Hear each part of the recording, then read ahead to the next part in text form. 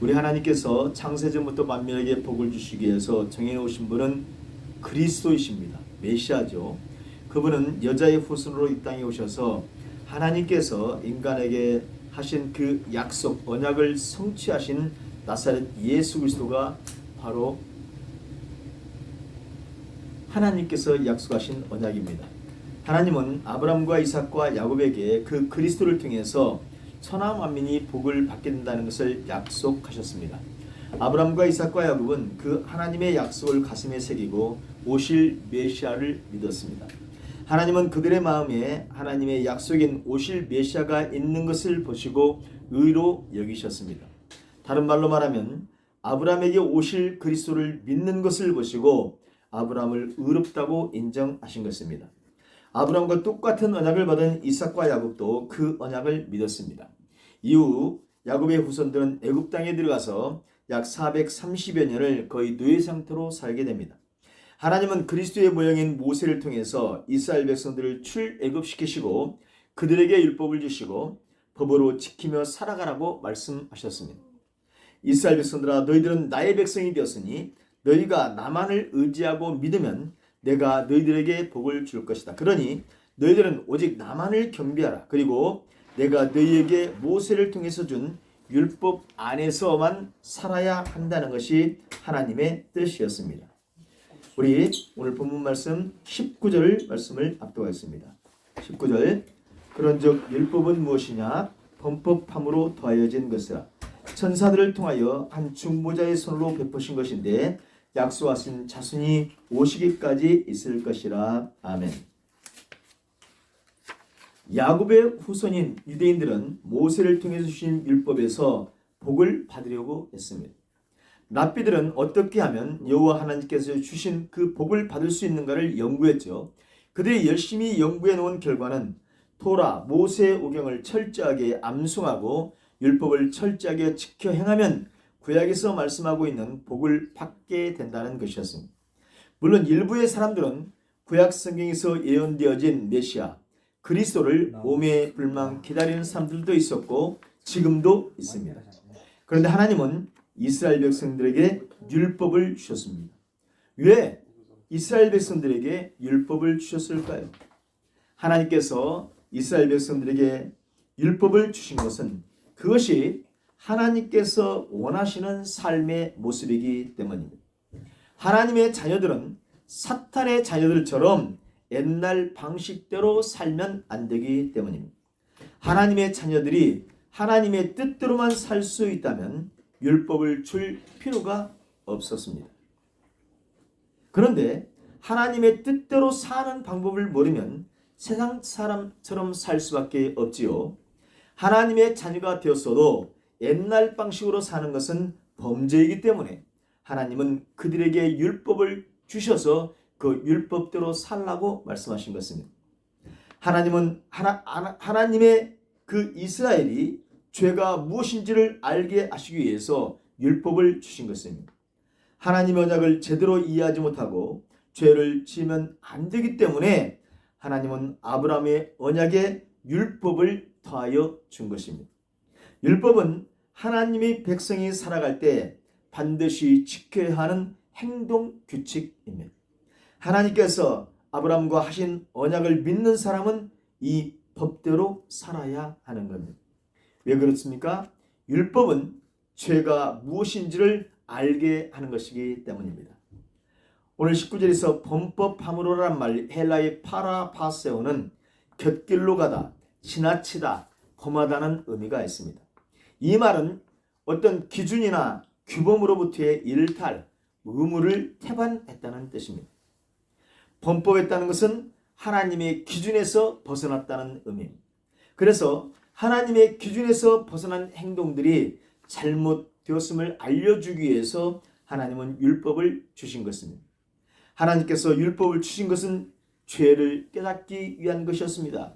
이것을 로마서 3장 20절 후반절에서는 율법으로는 죄를 깨달음이라고 선언하고 있습니다. 그런데 이 율법은 천사들의 호위 아래서 모세의 손을 빌어 모세의 손으로 주셨습니다. 모세는 하나님의 대언자로 사용받았습니다. 하나님께서는 중보자인 모세를 통해서 율법을 주셨습니다. 그런데 모세를 통해서 준 그 율법으로는 구원의 복을 받을 수 없습니다. 하지만 구원의 복은 아브라함과 언약의 주인공이신 그리스도를 통해서 하나님은 직접 주셨습니다. 그리스도 자신이 구원의 복음입니다. 유대인들이 그렇게 중요하게 생각했던 그 율법은 하나님께서 약속하신 자손인 그리스도가 오실 때까지 반드시 필요한 것이었습니다. 왜 그렇습니까? 바로 그 율법은 하나님의 자녀임을 알 수 있는 표식이었기 때문입니다. 율법을 지키는 사람은 하나님의 자녀로 보여졌기 때문. 이렇게 율법은 중요한 것이었습니다. 하지만 율법을 지킨다고 해서 의로워지는 것, 구원받는 것은 아닙니다. 율법을 지키는 삶을 살아가는 사람은 하나님의 언약을 믿는 사람이었습니다. 율법을 지키는 것은 하나님의 언약을 믿는 표식이었기에 중요했습니다. 하나님께서 아브라함과 약속하신 그 언약을 믿는 사람은 율법을 마음으로 지키고 하나님을 사랑하고 하나님이 원하시는 사람을 사랑하는 그 삶을 율법을 실천하면서 살아내는 것입니다. 마음을 다하고 목숨을 다하고 뜻을 다하여 하나님을 사랑하는 사람은 율법을 지키는 모습으로 하나님을 사랑하고 사람을 사랑하는 모습이 나오게 되는 것입니다. 아브라함과 하신 언약의 주인공이신 이 예수님은 율법을 완성하시려고 그 율법의 요구를 실현하기 위해서 이 세상에 오셨습니다. 예수님은 마태복음 5장 17절에서 내가 율법이나 선지자를 피하러 온 줄로 생각하지 말라. 피하러 온 것이 아니요 완전하게 하려 함이라 라고 말씀하셨습니다. 율법을 지키는 것으로는 하나님의 기준에 맞는 의에 도달할 수 없기 때문에 이것을 잘 아시는 주님은 사람들에게 온전한 의를 주시기 위해서 이 땅에 오신 것입니다. 사도행전 13장 39절입니다. 또 모세의 율법으로 너희가 의롭다 하심을 얻지 못하던 모든 일에도 이 사람을 힘입어 믿는 자마다 의롭다 하심을 얻는 이것이라고 말씀하고 있습니다. 로마서 8장 3절에 율법이 육신으로 말미암아 연약하여 할 수 없는 그것을 자기 아들을 죄 있는 육신 모양으로 보내어 육신의 죄를 정하사라고 말씀합니다. 예수님은 하나님의 뜻에 온전히 순종하셔서 하나님의 뜻을 이루심으로써 하나님에 대한 사랑을 확증하셨습니다. 인간들의 죄값으로 자신을 대속물로서 내놓으시고 온전히 죽음에 내어놓으심으로써 인간들에 대한 저와 여러분들에 대한 사랑을 확증하셨습니다. 하나님의 율법을 받았던 유대인들은 율법을 지킴으로써는 의에 이를 수 없음을 너무나 잘 아시는 예수님은 자신을 십자가에 내놓으심으로써 율법으로는 이룰 수 없는 의를 이루게 하신 것입니다. 왜요? 그것이 하나님께서 준비해 놓으신 언약의 실체이기 때문입니다. 죄인이 된 인간의 죄를 감당해야 할 속죄제물은 성자 하나님께서 인간의 몸을 입고 인간의 죄를 감당하게 하는 그 일을 하셨습니다. 이 예수 그리스도의 신실하신 믿음의 행위로 말미암아 인간을 구원하실 수 있기 때문입니다. 그래서 예수님은 고난의 십자가에서 처절한 죽임을 당하셨습니다. 조금 전에 읽어드렸던 로마서 8장 3절에서 육신의 모양으로 보내서 육신의 죄를 정하사라고 이렇게 말씀했는데 죄를 정하사라는 말은 죄를 선고했다는 말입니다. 하나님은 영원히 죽을 인간의 죄에 벌을 내리셨는데 그 방법은 바로 예수 그리스도의 육신에 선고된 것입니다. 예수님의 육신의 죄를 정했다는 것은 예수님을 죄인으로 정죄하셨을 뿐만 아니라 그 죄에 합당한 형벌까지도 집행하셨다는 의미입니다.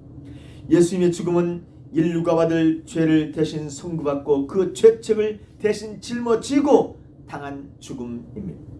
예수님은 저와 여러분의 죄를 대속하시기 위해서 스스로 목숨을 버리셨습니다.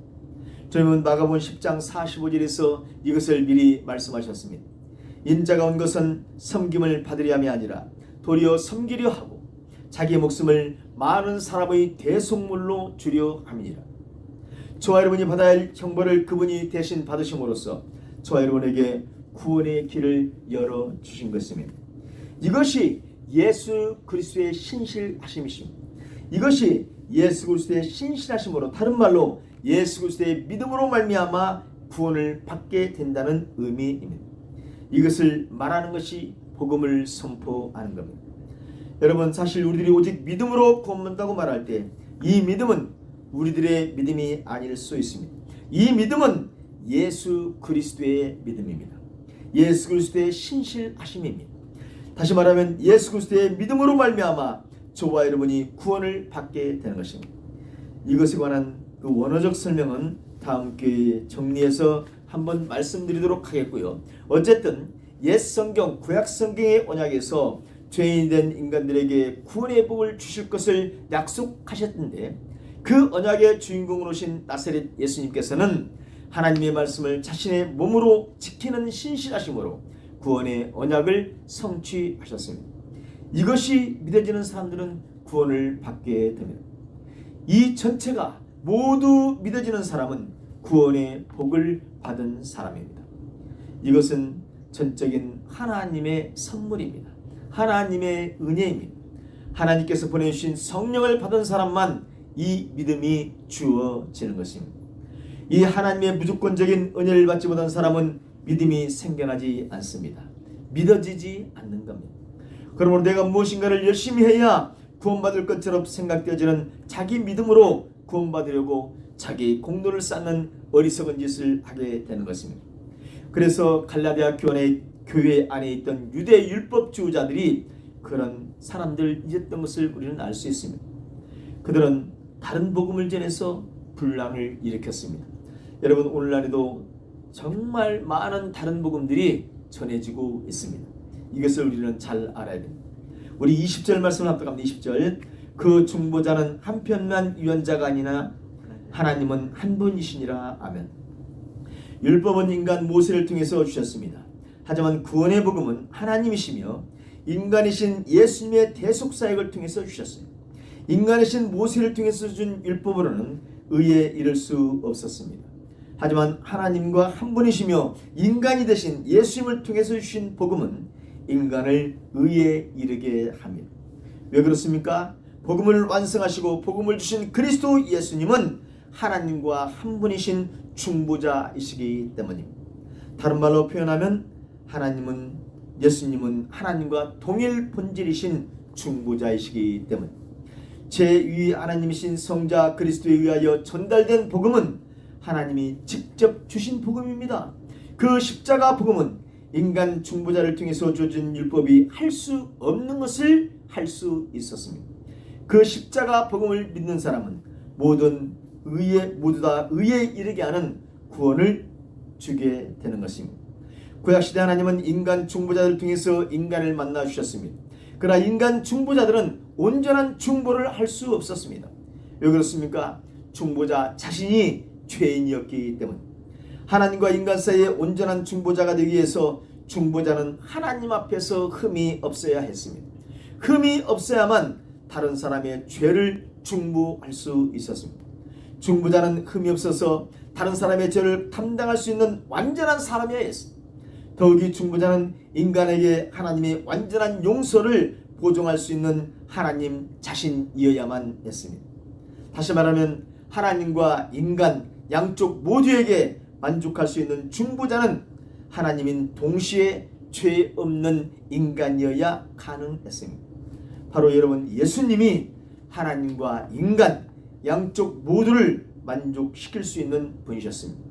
로마서 1장 3절 4절에 그의 아들에 관하여 말하면 육신으로는 다윗의 혈통에서 나셨고 완전히 인간이셨고 성결의 영으로는 죽은 자들 가운데서 부활하사 능력으로 하나님의 아들로 선포되셨으니 곧 우리 주 예수 그리스도시니라.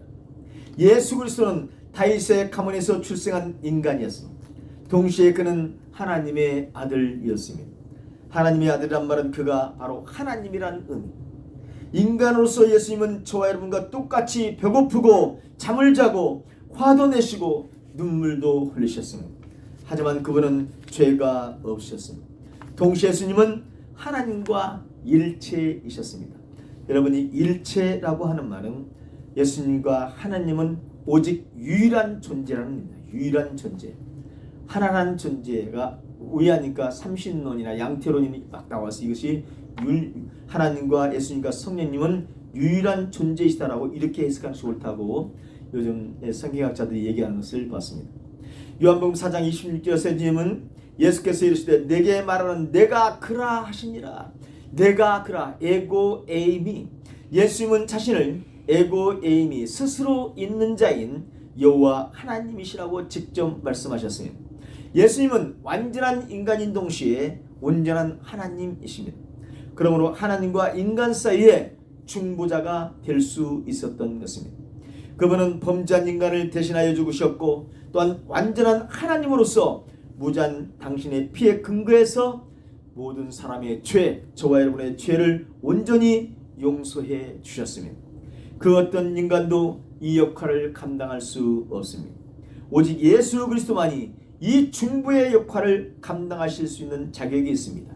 예수 그리스도만이 참된 중보자요, 우리들은 그분만을 통해서 하나님께 담대히 나아갈 수 있는 것입니다. 예수님만이 하실 수 있는 이 중보자 역할을 주님만이 감당하셨습니다. 그렇다면 율법이 주어져 있음에도 불구하고 예수님께서 이 사역이 왜 필요했던 것일까? 인간 중보자인 모세를 통해서 주신 율법으로는 하나님의 기준에 맞는 의에 이를 수 없기 때문입니다. 우리 21절 말씀을 합독하겠습니다. 그러면 율법이 하나님의 약속들과 반대되는 것이냐? 결코 그럴 수 없느니라. 만일 능히 살게 하는 율법을 주셨더라면 의가 반드시 율법으로 말미암았으리라. 아멘. 여러분, 율법을 지킨다고 해서 하나님의 약속인 의에 이를 수 없다면, 다른 말로 율법을 지킨다고 해서 구원을 받을 수 없다면 그 율법이 하나님의 약속들과 아무 상관이 없는 것일까요? 더 나아가서 또 반대되는 것일까요? 혹시 율법은 하나님의 약속을 거스르는 것일까요? 오늘 바울은 결코 그럴 수 없는 것이라고 강하게 부인하고 있습니다. 여러분, 바울 사도가 왜 이렇게 강하게 부인하고 있을까요? 하나님께서 이스라엘 백성들에게 중보자 모세를 통해서 율법을 주신 것은 그들을 의롭게 하기 위해서, 구원하기 위해서가 아니었습니다. 하나님께서 율법을 주신 이유는 하나님의 약속인 의에 이르기 위해서 주신 것이 아니었단 말입니다. 하나님께서 만일 의롭다고 하시기 위해서, 의롭게 100%의 의를 완성하시기 위해서 율법을 주셨다면, 다른 말로 이스라엘 백성들을 구원하시기 위해서 율법을 주셨다면 당연히 율법을 지키면 의롭다고 인정받고 구원의 복을 받아야만 했습니다. 그런데 율법은 의에 이르는 것이 아니었습니다. 율법은 다만 아브라함이 믿었던 하나님의 약속을 의지하는 사람들이 살아내야 할 삶의 방식이었습니다. 요즘 말로 말하면 법률이었단 말이겠죠. 율법은 죄를 깨닫게 하는 것이었습니다. 율법을 지켜서 구원받는다면 하나님의 언약인 그 후손이 이 땅에 오실 필요가 없었고 아브라함 언약 자체가 필요 없었을 것입니다.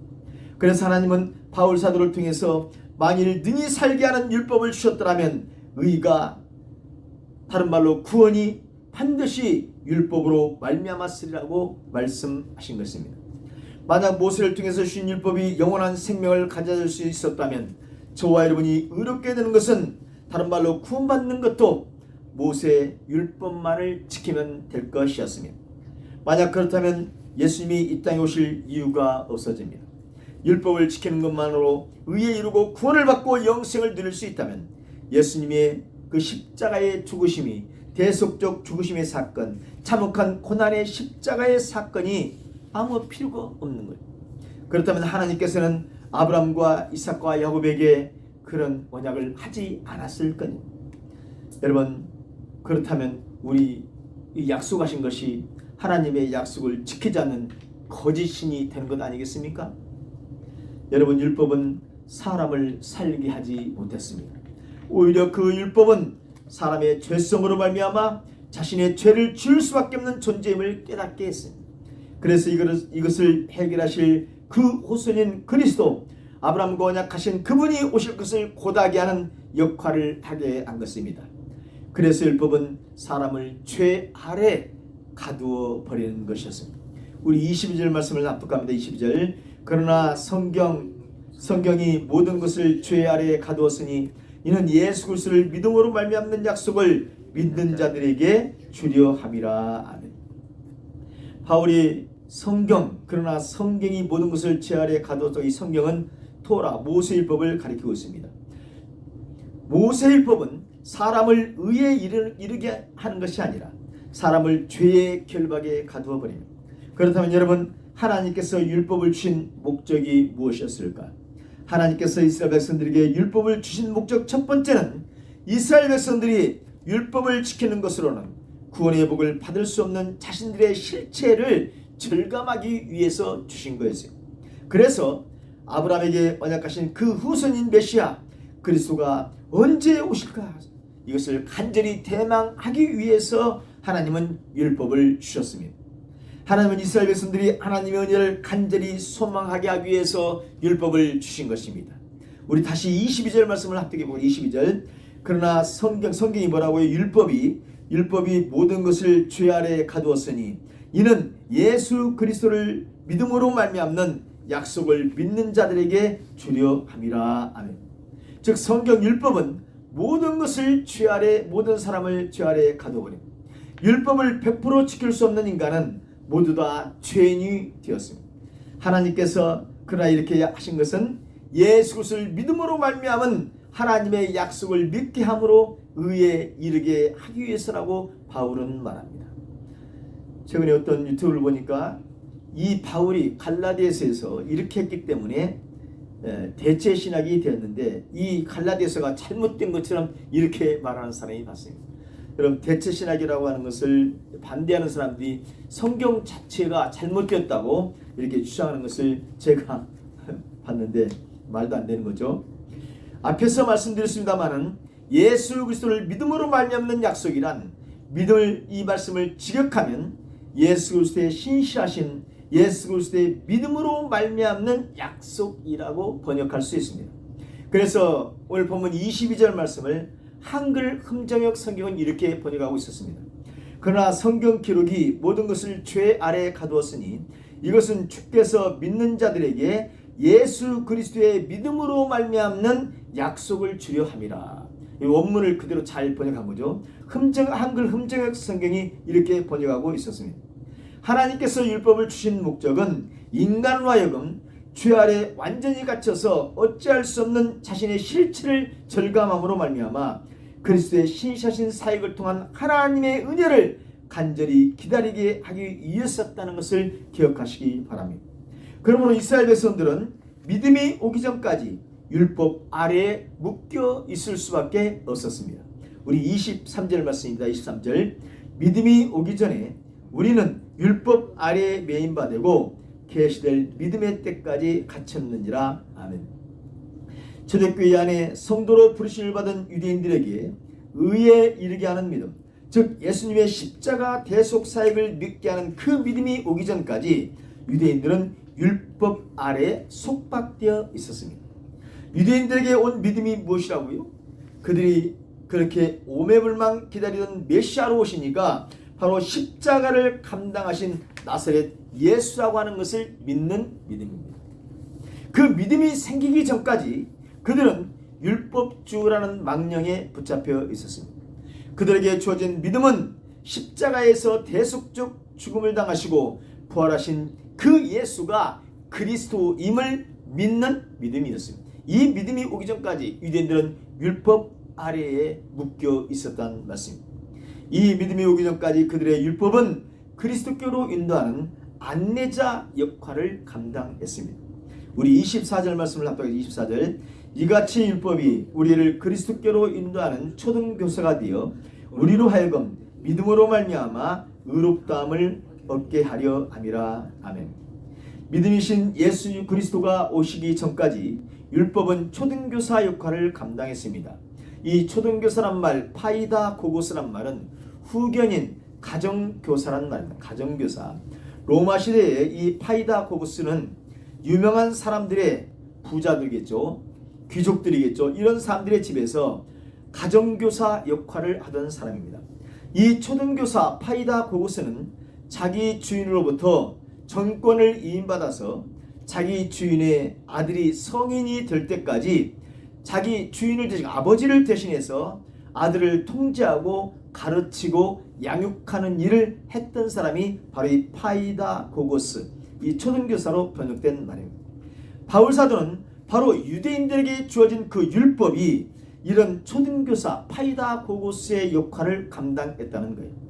율법은 유대인들이 완전한 성도가 되기 전까지 교육하고 통제하고 양육하는 일을 했다는 것입니다. 율법이 아무리 유대인들을 가두고 속박했다고 할지라도 그것은 하나님의 언약의 주인이신 그리스도에게로 인도하는 역할을 감당했다는 거예요.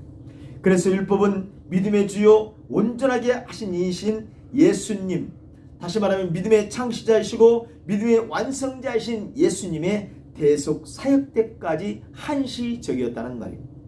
그러므로 25절은 믿음이 오는 후로는 우리가 초등교사 아래 있지 아니하도다 라고 이렇게 말씀하고 있는 것입니다. 예수님께서 십자가 대속 사역을 하셔서 믿음으로 말미암는 복음을 완성하신 후에는 율법주의를 주장할 이유가 없어진 것입니다.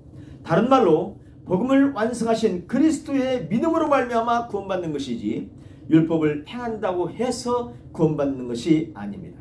우리 26절 말씀을 합동해 26절, 너희가 다 믿음으로 말미암아 그리스도 예수 안에서 하나님의 아들이 되었으니 아멘.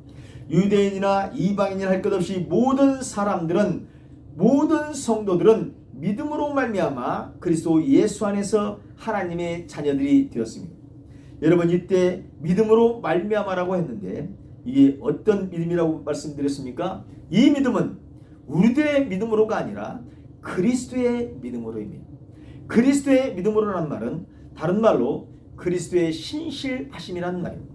다른 말로는 그리스도께서 행하신 고난의 십자가 사역으로 말미암아 그 그리스도 예수 안에 있는 상태로 하나님의 자녀가 된다는 말입니다.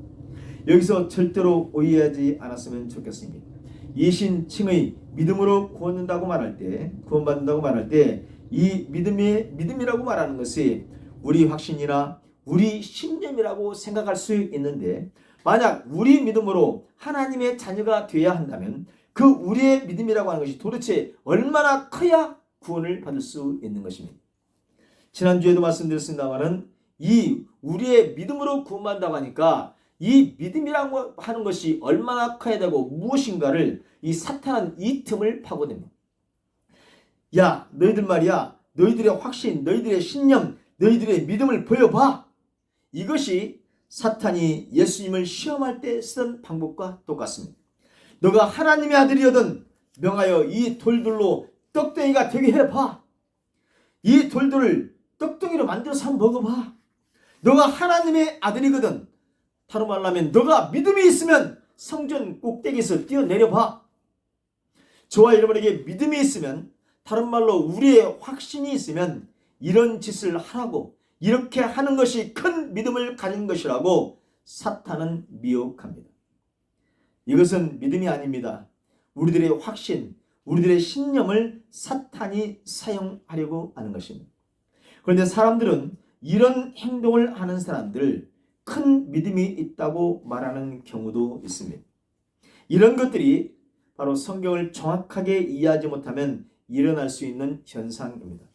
자칫 성경을 문자적으로만 보면 이런 일이 일어날 수도 있는 것입니다. 그래서 히브리서 12장 2절은 우리가 잘 암송하지요. 히브리서 12장 2절, 믿음의 주요 온전하게 하시는 이인 예수를 바라보자. 이 믿음의 주라는 말은 창시자라는 말입니다. 온전하다는 말은, 온전하게 하신다는 말은 완성자라는 말입니다.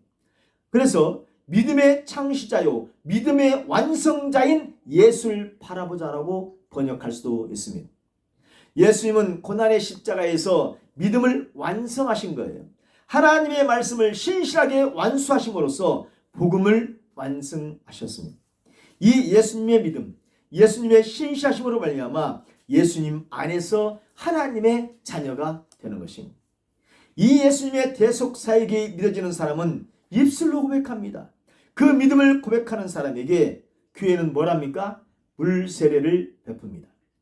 또한 하나님은 성령님을 보내셔서 성령 세례를 베풀어 주십니다. 왜요? 성령님을 보내셔서 성령님의 인도를 받아야만 하나님을 아바 아버지라고 부르게 될 수 있기 때문입니다. 로마서 8장 14절로 16절입니다. 무릇 하나님의 영으로 인도함을 받는 사람은 곧 하나님의 아들이라. 너희는 다시 무수하는 종의 영을 받지 아니하고 양자의 영을 받았으므로 우리가 아빠 아버지라고 부르짖느니라. 성령이 친히 우리의 영과 더불어 우리가 하나님의 자녀인 것을 증언하시나니. 예수님은 말씀하셨습니다. 요한복음 3장 5절에서 사람이 물과 성령으로 나지 않냐면 하나님의 나라에 들어갈 수가 없느니라. 십자가 사역을 감당하신 예수님의 신실하신 예수님의 믿음을 믿는 사람은 물세례를 받음으로써 과거 자신은 죽어지고 성령을 받아 영으로 다시 태어나서 하나님의 자녀 구원받은 천국 백성이 되는 것입니다. 이렇게 물로 세례를 받고 성령으로 세례를 받아야만 확실한 구원이 보장됩니다. 하나님의 자녀가 되어진 것입니다. 그런데 이와 같이 세례를 받은 자는 그리스도로 옷 입혀졌습니다. 그리스도에 오신 의의 옷을 입은 것입니다. 우리 27절을 말씀을 압축합니다.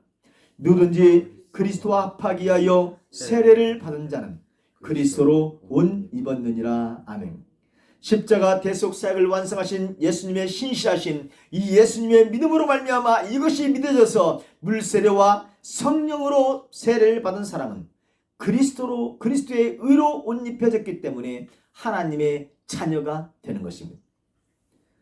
율법을 지키는 것으로는 의를 이룰 수 없습니다. 예수님께서 십자가 사역을 통해서 이루신 그의 의의 옷을 입었기 때문에 하나님께서는 의롭다고 인정하실 수 있어진 것입니다. 이제 유대인이나 헬라인이나 종이나 자유인이나 남자나 여자나 그 누구도 예수 그리스도를 믿으면 다 하나님의 자녀가 되는 것입니다. 우리 28절과 29절을 합독합니다. 너희는 유대인이나 헬라인이나 종이나 자유인이나 남자나 여자나 다 그리스도 예수 안에서 하나이니라. 너희가 그리스도의 것이면 곧 아브라함의 자손이요 약속대로 유업을 이을 자니라. 아멘. 성도 여러분, 아브라함과 이삭과 야곱에게 언약하셨던 그 후손은 예수 그리스도이십니다. 유인들에게 주었던 율법으로는 의인이 될 수 없습니다.